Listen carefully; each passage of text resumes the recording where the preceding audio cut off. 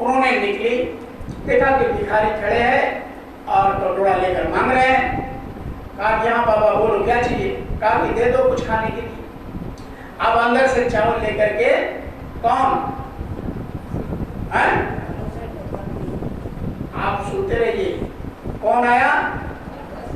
धर्मदास जी महाराज की पत्नी अंदर गई सेठानी और चावल लेकर के आई। किसको देने के लिए?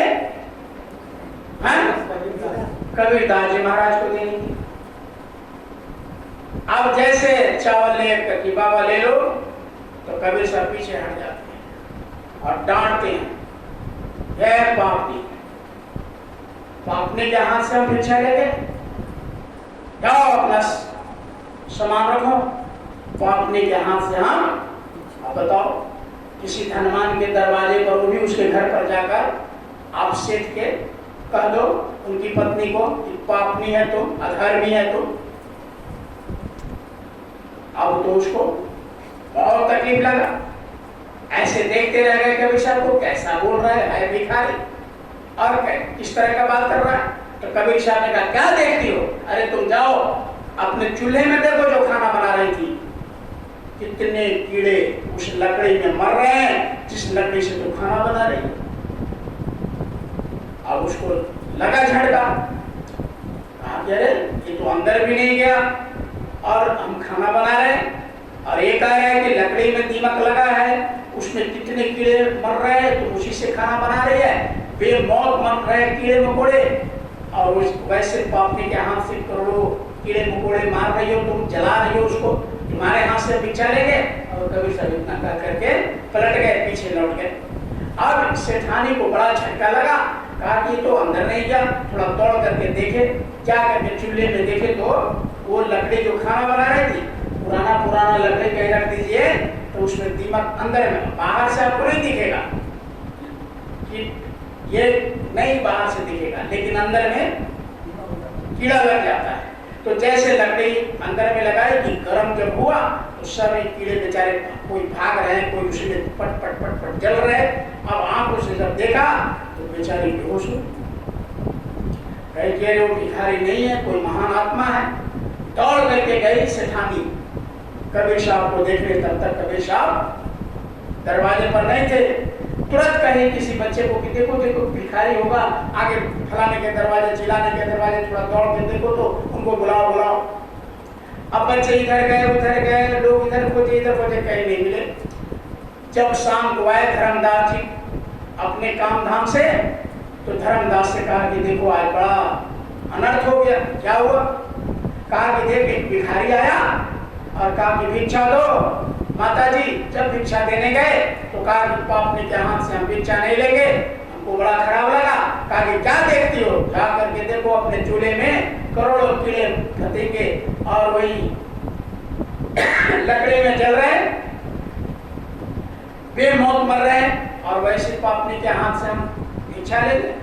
सब कुछ में मैंने जब देखा जा करके तो कितने कीड़े मकोड़े उसमें पट पट पट पट करके जल रहे हैं। तो मैंने समझ गया कि कोई भिखारी नहीं है, दिव्य ततील कालदर्शी है, कोई ज्ञानी पुरुष है, महापुरुष है। दौड़ करके गए तो पता नहीं किधर चले गए महाराज, उनको पता लगवाइए। दिन भर मैंने खोजवाया, कहीं नहीं मिला। थोड़ा देखिए।